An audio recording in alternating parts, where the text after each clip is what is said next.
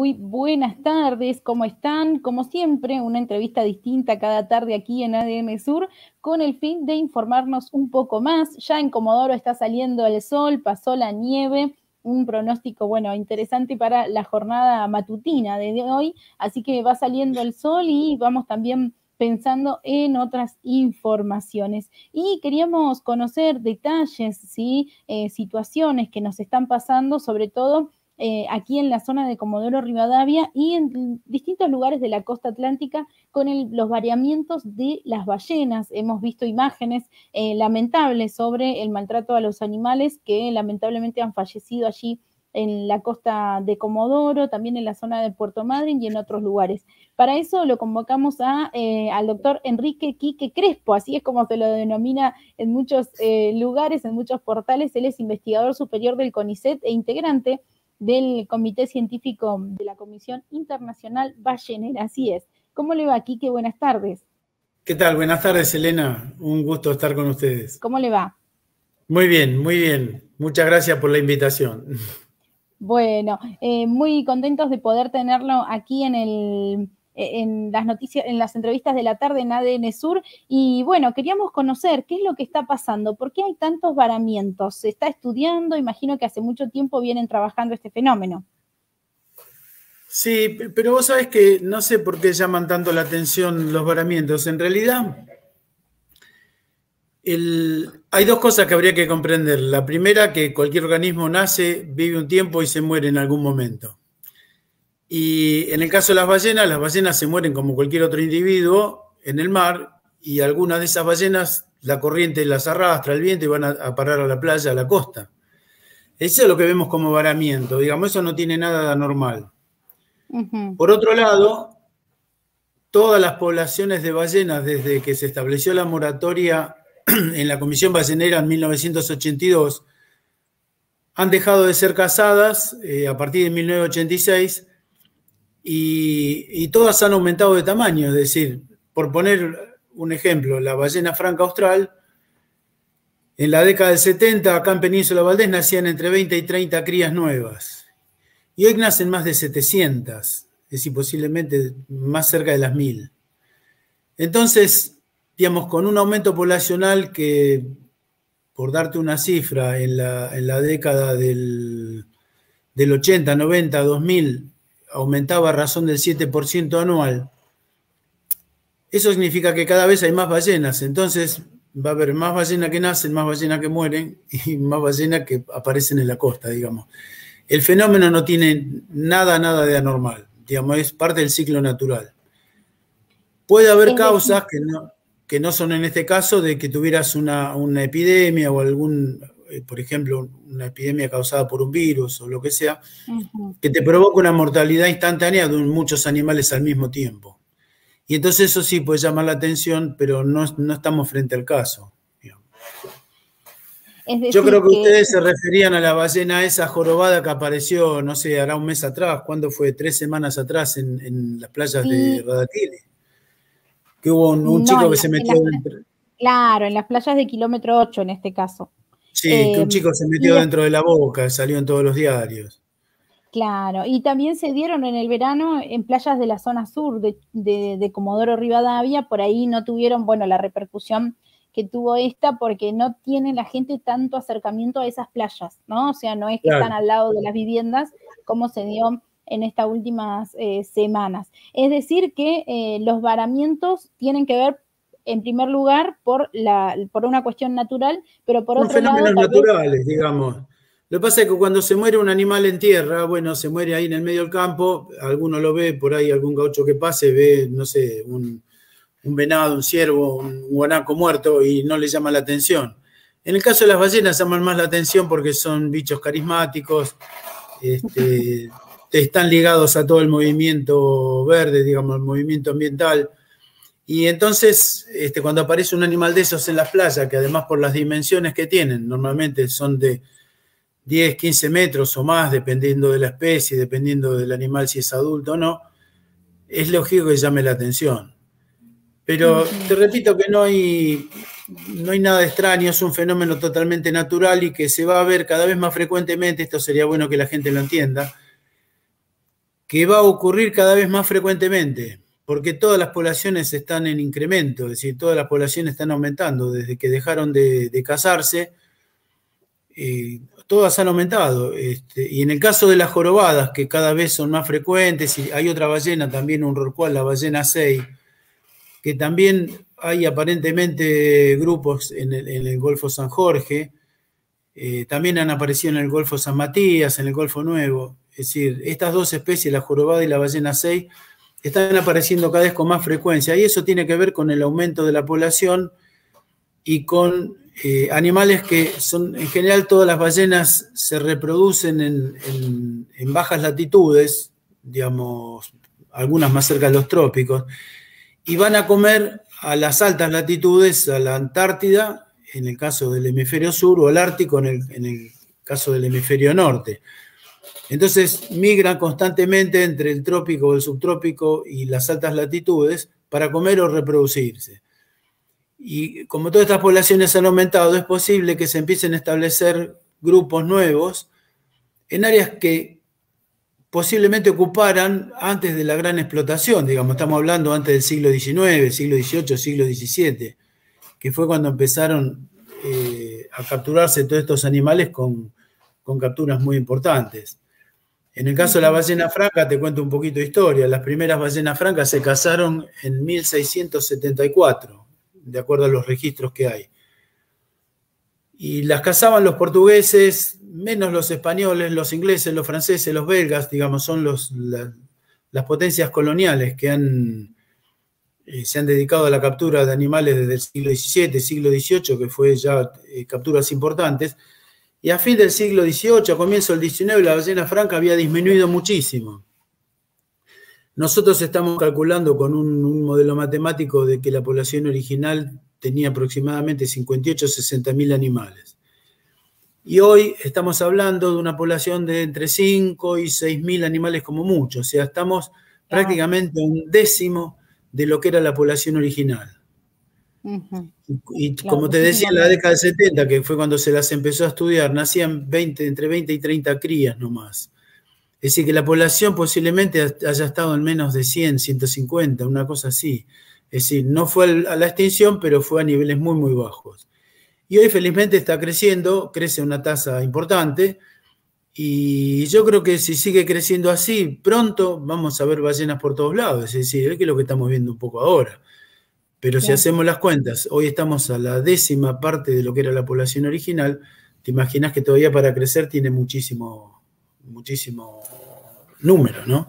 Claro, sí, sí. Por eso también se ven, por ejemplo, en la costa de Radatili, que se van cada vez más, o en la zona de... Se las van a ver en todos lados. Antes venían solamente a Valdés, ahora ya se está formando un grupo reproductor en el norte del Golfo San Matías, pero como la misma población recorre todo el litoral hasta el sur de Brasil, hasta Santa Catarina, donde hay otro grupo reproductivo, se las ve en el sur de Brasil, en la costa del Uruguay, en la costa de la provincia de Buenos Aires, hoy se las ve por todos lados. Y en Patagonia, de Península Valdés, cuando se van al sur, a las Islas Georgias a alimentarse, algunas viajan por el talud y otras viajan cerca de la costa, o sea que es posible verlas en cualquier lado. Y bueno, a lo largo de los años, al ir estudiando estos animales, observa esto, el crecimiento de la población, pero al mismo tiempo ha ido cambiando el comportamiento de las ballenas. No necesariamente. No hay muchos estudios anteriores del comportamiento. Los únicos cambios que se han visto son cambios que se han producido desde que se empezó a observar el fenómeno del ataque de las gaviotas a las ballenas. Entonces las ballenas arquean el cuerpo para que la gaviota no los pique. Digamos, no es un problema serio desde el punto de vista de la conservación de la ballena. Pero, digamos, ahí sí se vio un cambio en el comportamiento. Pero después, la verdad que estamos aprendiendo sobre la marcha, porque cuando la población fue reducida no había estudios, ni de comportamiento, ni de ecología, ni de nada. Entonces, lo único que había eran algunos estudios sobre animales capturados, es decir, muertos con arpones, y nada más. Entonces, a partir de que se empezó a pensar en la conservación de las ballenas y que se empezaron a hacer algunos estudios en la década del 70, recién ahí empezamos a tener algo de conocimiento sobre las ballenas. pero Cuando uno, anteriormente es muy, muy poco. Perdón, decime. claro, cuando uno dice, bueno, se dedica a la investigación, al estudio de las ballenas, en este caso, ¿cómo se lleva adelante ese estudio? Además de poder hoy, cuando va a una ballena, por ejemplo, acceder a lo que es el cuerpo allí en tierra, ¿no? Pero en este caso, bueno, se mueven netamente en el mar. ¿Cómo se lleva adelante ese trabajo? Mira, yo empecé a trabajar con mamíferos marinos a fines de la década del 70, comienzos de la del 80, o sea, ya hace 40 años y algo más. Y en esa época se sabía bastante poco. Empecé trabajando con los lobos marinos, con los comunes, otaria, y con un pequeño delfín, la franciscana, que es un animal que va desde Espíritu Santo en Brasil hasta Península Valdés, y que es el cetáceo, es un pequeño delfín de 1,5 metros más o menos, emparentado con los delfines de agua dulce, que tienen mortalidad muy alta en redes de agalla, en redes costeras, de esas redes que se ponen, que son pasivas y que se dejan para captura tanto de tiburones como de corvinas y ese tipo de especies. Empecé con esos dos animales en la década del 80, terminé mi tesis de doctorado con el lobo común y después empecé a formar un grupo de investigación en el Centro Nacional Patagónico, ya avanzando sobre la ecología de otras especies de delfines, como el delfín oscuro, el delfín común, la tonina overa, el delfín austral, los lobos de dos pelos y posteriormente la ballena. Con la ballena empezamos a fines de la década del 90. En realidad lo que intentábamos hacer era conocer cuál era el estado poblacional, es decir, hacer evaluaciones de abundancia, monitoreos de la abundancia en el tiempo para ver la tendencia, estudios de ecología trófica, es decir, de qué se alimentan. Y bueno, eso poco a poco fue conformando un estudio ecológico de lo que serían los predadores tope de la cadena trófica en el océano. Y lo que venimos viendo es cuáles de esas especies interaccionan con el hombre, las que interaccionan, sobre todo interaccionan con las pesquerías, por ejemplo, el lobo común, el delfín oscuro, la tonina overa. Por un lado tienen mortalidad muy alta, algunas, otras más bajas, pero digamos, la mayoría de las especies tienen algún grado de mortalidad en las redes de pesca, ya sea en redes de arrastre, donde se meten a comer, porque esas redes son activas y hacen mucho ruido, pero los animales se meten a comer dentro de la red, o en redes pasivas como las redes de agalla, donde el animal se engancha porque no va emitiendo sonidos de ultrafrecuencia que le permiten conocer el entorno. Cuando no emiten y hay una red en el camino, se enmayan y se ahogan. Entonces nos hemos dedicado a estudiar todo ese tipo de problemas y paralelamente con la pesca, dado que la pesca es una actividad económicamente muy importante en la costa de Patagonia y digamos, la extracción de biomasa es muy grande, es muy importante. Lo que estamos tratando es encontrar un equilibrio entre la biomasa que se extrae y la biomasa que los predadores necesitan como para seguir manteniendo poblaciones estables, digamos. Y dentro de los predadores no solo están los mamíferos, están las aves también, algunos de los grandes tiburones, rayas, digamos, porque todos esos predadores se alimentan esencialmente de las mismas presas. Si bien hay más de 100 especies de peces en el mar argentino, 20 especies de calamares y otras especies que también aprovechan, la realidad es que todos los predadores se alimentan de 6 o 7 especies, que son la merluza común, la anchoita, el calamar ilex, que es un calamar del cual se extrae una gran cantidad de biomasa del océano, el otro calamar, el loligo, pulpo colorado y alguna especie no comercial. Pero la verdad que 6 o 7 especies de presas se están sosteniendo todos los predadores. Entonces, cuando vos ves la gran extracción de biomasa que hace la pesca de arrastre, por ejemplo, en la década del 90 llegó a extraer 1,5 millones de toneladas de pescado por año.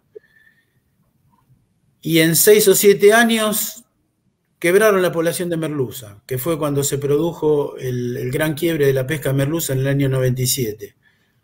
De ahí en más la pesca se redujo porque no hay tanta cantidad como para extraer. O sea que en aquella época estaban sacando más o menos 800.000 toneladas para venta, que se desembarcaban. Hoy están sacando 400.000. Pero la pesca de arrastre sigue teniendo un descarte muy importante de peces que se tiran al mar. En la década del 90 se tiraban más o menos 400.000 toneladas. Se están tirando 150.000. Pero eso es mucha cantidad de pescado que se tira al agua de vuelta. Que genera otros problemas, por ejemplo, la gran acumulación de pescado en el fondo del mar genera un sustrato que está relativamente podrido, en mal estado, y entonces va cambiando las condiciones físicas y químicas del fondo del océano. Por otro lado, tenés otras especies que se alimentan del descarte, como la gaviota, por ejemplo, la gaviota cocinera o dominicana, y la gaviota cuadruplicó o quintuplicó su población en los últimos 30 o 40 años. Cuanto más basura, digamos, sí, ellas sustentándose en el descarte por un lado y en los basurales costeros por el otro. Y si hay basurales abiertos en Madrid se está cerrando, casi está cerrado, pero Rawson lo tiene abierto. Y si vos pasás cerca de la ciudad de Rawson, donde está el basural, tenés miles de gaviotas comiendo ahí entre la basura. Bueno, entonces eso trae toda una serie de problemas que están todos enganchados, porque después los operadores de turismo acá se quejan de que la gaviota ataca a la ballena. Pero bueno, el problema del aumento de población de gaviotas, ¿dónde salió?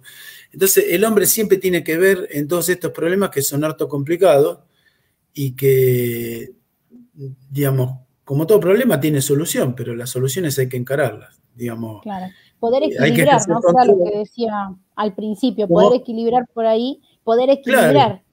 Sí, tal cual, tal cual. Mira, no hay acción humana que no lleve un cambio en el medio ambiente. Algunos cambios no son tan complicados, otros son más complicados. La contaminación de algunos productos es muy complicada.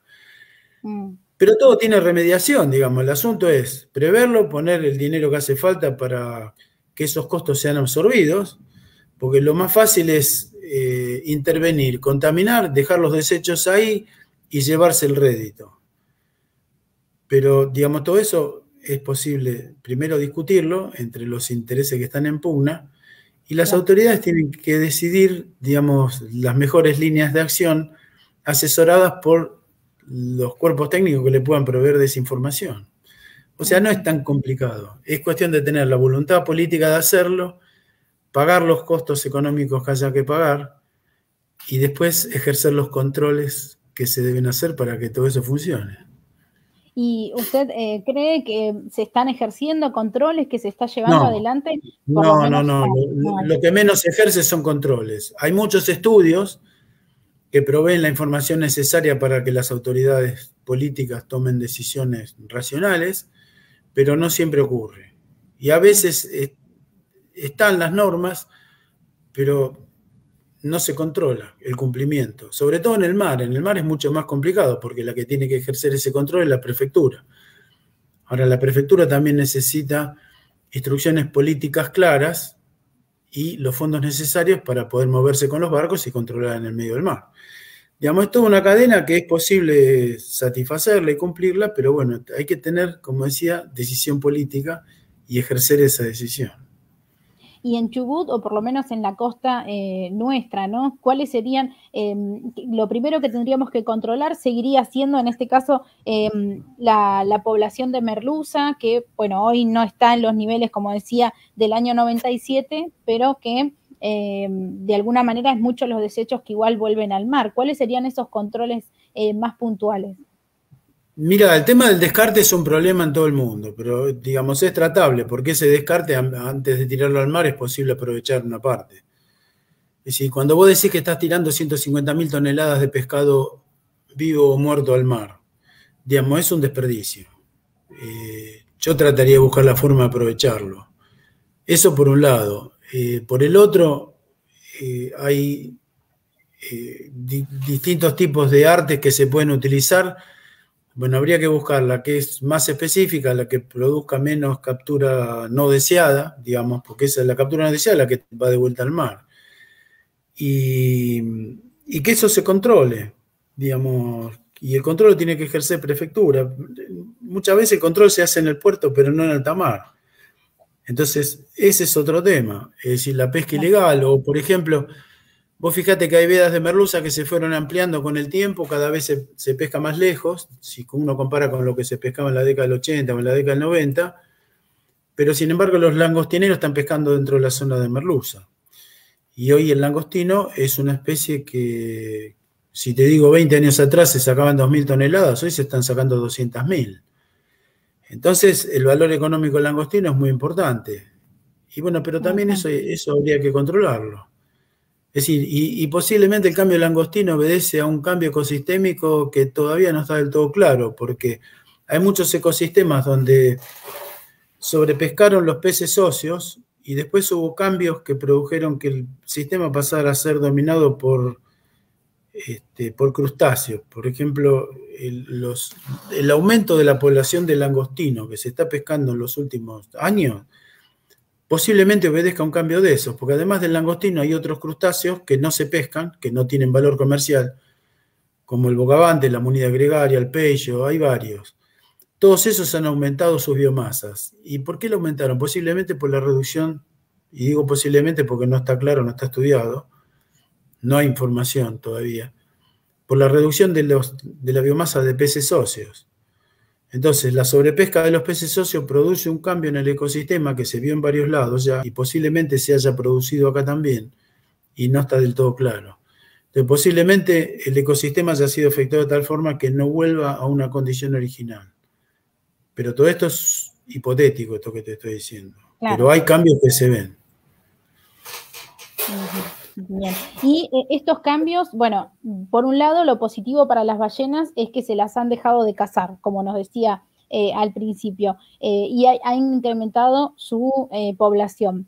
Pero sí, toda la basura, o sea, todo lo que es el desecho que se tira al mar, más allá de la situación de las gaviotas, ¿lleva adelante algún cambio en esta vida de las ballenas o pueden continuar por lo menos su comportamiento de manera natural? No que yo lo vea. Yo creo que las especies más afectadas con la sobrepesca van a ser los predadores que se alimentan de peces o calamares, fundamentalmente.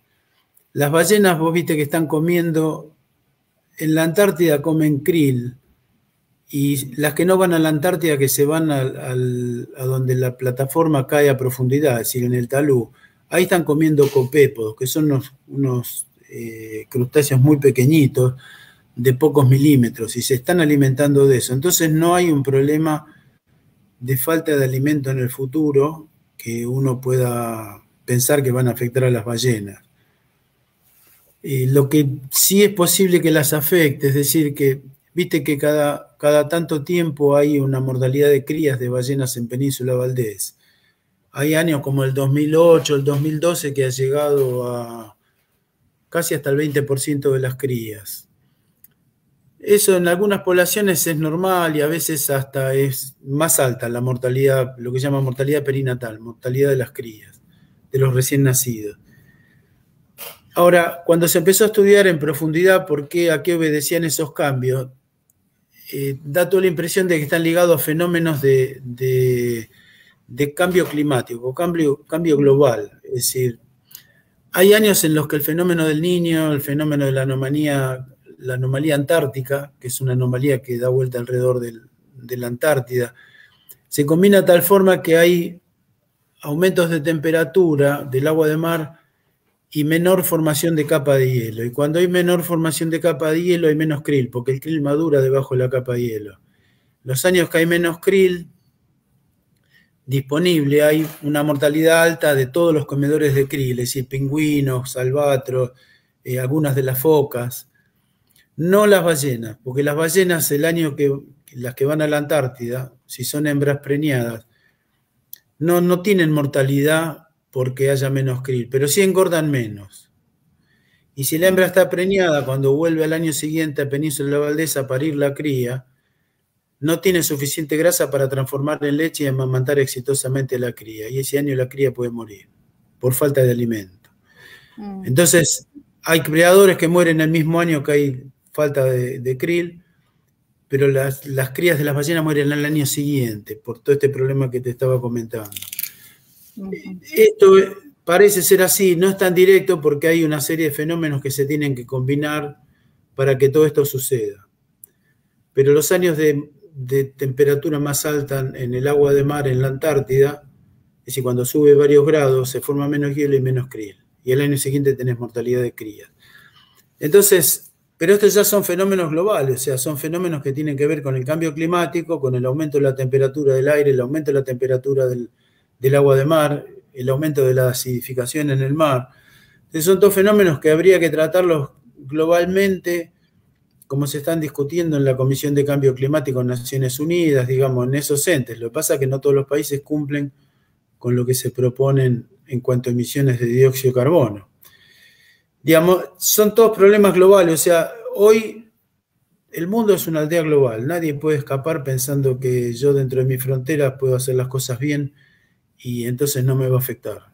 Vamos a estar todos afectados porque lo que hagamos con el mundo depende de todos, no depende ni de un país, ni de una potencia, ni de un grupo de países, depende de todos.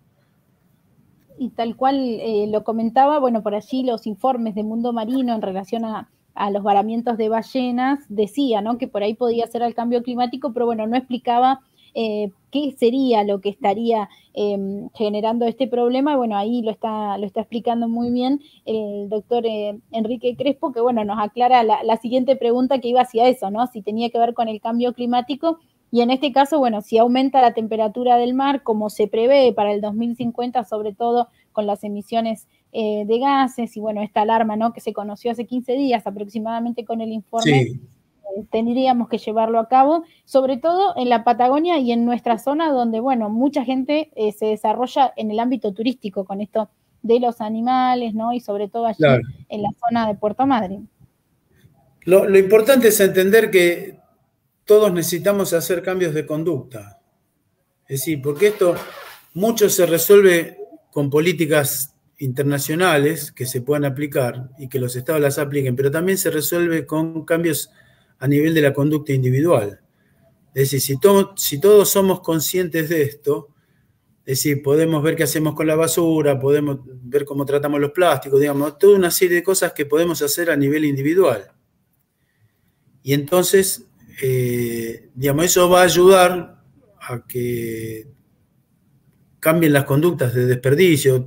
Todavía hoy ves gente que va a la playa y tira la yerba del mate en la playa, o se toma una cerveza y tira la lata ahí y la deja, digamos, todo ese tipo de cosas hay que cambiarlo, hay que destinar fondos a reciclar todos esos materiales, digamos, pero es esencial el tema de la educación, o sea, todo esto debería ser implementado en la currícula de los niños en las escuelas para que los niños, que hoy afortunadamente tienen más conciencia ambiental de la que teníamos nosotros cuando éramos pequeños. Claro. Pero Y eso hay que aprenden más rápido. profundizarlo. Sí, pero hay que profundizarlo mucho eso. O sea, necesitamos cambiar todas las, digamos, más allá de que uno las tenga, si el vecino que está al lado de uno no las tiene, estamos en un problema. Tal cual, porque es todo en conjunto. Sí. Doctor, muchísimas gracias por su tiempo. Sabemos que tiene compromisos a las 4, así que bueno, le agradecemos mucho este tiempo con nosotros, con ADN Sur, para poder dar a conocer estos detalles. Y me gusta esto de cada vez vamos a ver más ballenas y que tenemos que acostumbrarnos a dejarlas que sea así. Bueno, muchas gracias por la entrevista. Espero que haya quedado todo claro y bueno, estoy a disposición de ustedes cuando quieran. Buenísimo, Doc. Muchas gracias y hasta la próxima. Hasta luego. Bueno, ahí hablábamos con el doctor Enrique Crespo, ¿sí? Él es investigador superior del CONICET e integrante del Comité Científico de la Comisión Ballenera Internacional. Datos más que interesantes en relación a este tema. Nos preguntaba, la gente quería saber cuál es la situación, por qué se dan estos varamientos. Y bueno, tenemos que entender que, mira, hoy nacen 700 ballenas por año, ¿sí?